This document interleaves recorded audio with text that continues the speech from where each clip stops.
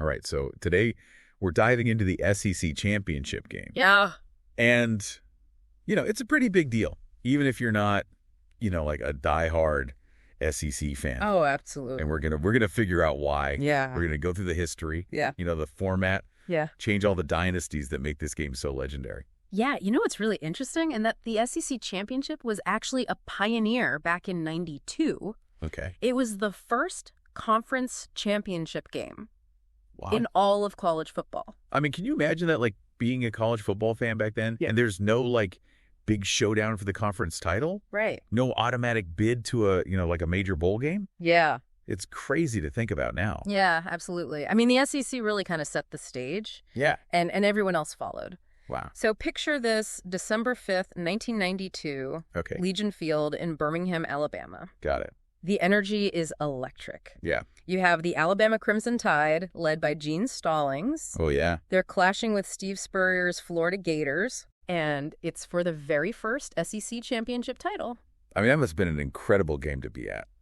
It was. Like, did people realize at the time how big of a deal it was going to become? Yeah, I think the significance of that game wasn't just the game itself, but what it represented. Okay. The SEC was kind of asserting its dominance, and I think it set off like a chain reaction. Yeah. Other conferences saw the excitement, the high stakes. Right. They realized, hey, a championship game could really elevate our profile too. Yeah. They're like, we need one of those. Exactly. Wow. So they really started a trend that changed the whole landscape of college football. Yeah, it's pretty amazing. But the SEC championship itself has gone through some pretty big changes too, right? For sure. I mean, it's not in Birmingham anymore. Yeah, it's not in Birmingham anymore. Where is it now? It eventually made its way to Atlanta, Georgia, first to the Georgia Dome, and now it calls the Mercedes-Benz Stadium home. Ah, very nice. Yeah. And, this move wasn't just about needing a bigger space. It really reflects how the SEC championship grew into a national event. Oh, wow. Drawing huge crowds, media attention from all over the country. So things seem to be going pretty well. Why the format changed than, like getting rid of the East and West divisions? Yeah, the old format with its East versus West divisions was starting to show some cracks. Right. There were concerns that it didn't always guarantee a matchup between the two absolute best teams in the conference. Okay. So sometimes you'd have a team with, a slightly weaker record Right. win their division, and they'd make it to the championship even if there was another team. With a better record. Yeah, with a better overall record in the other division. So the change was meant to make sure the two best records always play each other, regardless of division. Exactly, and I think you hit the nail on the head. Okay. But there's another layer to it, too. Okay. The new format, based solely on winning percentage, Right. really aims to create a more unpredictable and exciting race. Gotcha. It raises the stakes for every game. Yeah. Because now every win is crucial for securing that spot in the championship. I bet some people weren't super happy about getting rid of that traditional East versus West rivalry, though. Oh, absolutely. That was like a big part of the SEC for a long time. Yeah, I mean, some argue that relying solely on winning percentage might overlook a team that faced a tougher schedule, Yeah. but ended up with maybe one more loss. Makes sense. They feel like the old format provided a better balance Okay. between rewarding divisional dominance and recognizing overall strength. That's a good point. So it's more competitive, Yeah. but it might have some downsides too. Right. It's complex. Yeah, for sure. And to see how this change really played out, I think we got to talk about the dynasties that have shaped the SEC championship. Yeah, let's talk dynasties. Because some teams have really left their mark. Oh, yeah. We're talking about teams that have turned the SEC championship into their own personal showcase. And I'm guessing we're about to talk about a team that wears crimson and white. You know it. We're talking about the Alabama Crimson Tide. Yeah. Under Nick Saban, they've racked up an unbelievable 10 SEC championship titles. Man, that's insane. Like, how did they stay so dominant? Is it just like raw talent? Well, talent's definitely a factor. Yeah. I mean, their recruiting strategy is legendary, consistently bring in the top high school players from across the country, Right. building this pipeline of future stars. Yeah, like a factory of amazing players. Exactly. But it can't just be the players, right? Coaching's got to be a huge part of it, too. Oh, absolutely. Nick Saban is considered one of the greatest college football coaches of all time. Oh, for sure. He's instilled this culture of discipline, hard work, attention to detail that just permeates the entire program. Yeah, and it's not just the talent and the coaching. There's like this feeling of invincibility around them. Right. Like their opponents are already intimidated before they even step on the field. Oh, that psychological edge is definitely real. Yeah. The Crimson Tide have this mystique, this legacy of winning Right. that can be overwhelming for their opponents. It's hard to beat a team that always wins. Exactly. Okay, so Alabama's like in a league of their own. Yeah. But what about the other powerhouses that have won the SEC championship? Yeah. You got the Florida Gators with 7 titles, Right. LSU Tigers with 5. Uh-huh. Those programs have had some incredible moments. Oh, yeah, some legendary players. Yeah, for sure. I mean, Florida's run in the 90s under Steve Spurrier, Oh, yeah. they were electrifying. Yeah. Known for their high-scoring offense and their ability to dismantle even the toughest defenses. And LSU, just a few years ago, with Joe Burrow and Jamar Chase. Oh, yeah. National championship. Unstoppable. Yeah, the SEC just seems to produce some of the most exciting players. Yeah. And speaking of exciting players and recent dominance, Yeah.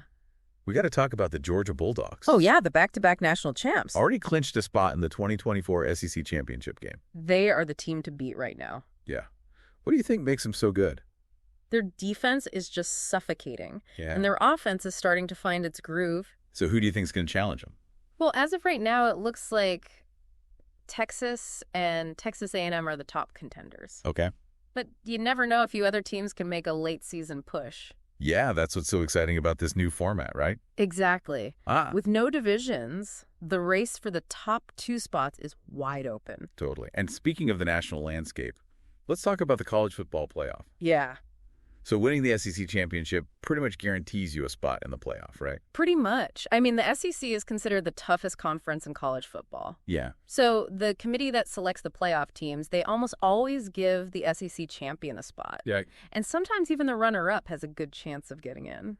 So the SEC championship isn't just about bragging rights in the conference. Yeah. It's about getting to the biggest stage in college football. That's why this game is always so intense. Yeah. The stakes are incredibly high for the players, the coaches, the fans. And, speaking of the fans, the SEC championship game is a cultural phenomenon. Yeah. It's more than just a game. It's an experience. Yeah, tell me about that. What's it like? Atlanta, it becomes a sea of colors and rivalries Wow. during SEC championship weekend. Okay. I mean, the tailgating starts days before the game, and the atmosphere is electric. I've heard about those tailgates. They sound wild. They're pretty wild. Like you need a whole week just to experience the pregame. Pretty much. And it's a testament to the passion and dedication of SEC fans. Yeah. They travel from all over the region, and even if their team isn't playing, Wow. they're there to soak up the atmosphere and celebrate SEC football. And even for those watching from home, you can feel the energy. Oh, absolutely. It's an event that transcends the game itself. Yeah. Brings people together, starts conversations, creates memories. Sure. Yeah, it really is amazing to think about how much this game's changed over the years. It's come a long way. From like little Birmingham to this huge national event. It really has. And it's not just about, the size or the location. I think the format change we talked about really shows that the SEC is willing to Adapt? keep things interesting. Yeah. And to make sure the championship is always like the best of the best. Yeah, they're committed to making it great. Absolutely. So looking ahead to December 7th, Mercedes-Benz Stadium 2024 SEC Championship. It's going to be a good one. I'm excited. Yeah, with Georgia, Oregon, and a bunch of teams fighting for that other spot. Right. It's going to be a wild finish to the season. Some upsets, maybe. Oh, yeah, for sure. Before we wrap up, though, I want to go back to that format change. Okay. Do you think getting rid of the divisions made it more fair? That's the big question, isn't it? Yeah. It's tough. There are good arguments on both sides. Right. I mean, the new format does guarantee that the 2 teams with the best records will play each other, Right. which, seems like the fairest way to do it. On paper, yeah. Yeah. But, like we said, some people think it doesn't take into account strength of schedule enough. Yeah, what if a team goes undefeated, but they only played bad teams? Right. And another team has 1 loss, but they played like the toughest schedule? Exactly. Is the team with the perfect record really the best? Good question. No easy answer. I guess we'll see how it plays out over the next few years. Yeah, it's an experiment. We're all watching it unfold. Exactly. So, what do you think? Did the SEC make the right move? Getting rid of divisions. Is the championship landscape more exciting now? More unpredictable? What do you think? Let us know. Yeah, share your thoughts. We want to hear them. This is all about exploring, the different perspectives. Getting people talking. Yeah. Thanks for joining us on this journey through the SEC championship. It's been fun. It's a game that really embodies the spirit of college football. Yeah, for sure. And we can't wait to see what happens next. Absolutely. So until next time, keep that SEC passion burning. Go SEC. Today is your lucky day. Today is the day that our $3 website works for you, paying you directly to your PayPal daily. Imagine $3 ongoing continuous payments to your PayPal account. Imagine falling asleep and waking up to $300 in your PayPal account. How would this make you feel? How could this help you? What bills could you pay? What kind of fun could you have? What does that retirement look like now? All for a one-time payment of $3. This website is DFY done for you, fully built and completely hosted, and never stops collecting payments for you. You have spent $3 on coffee on a regular, but that coffee won't help you create multiple streams of income. Click the link below.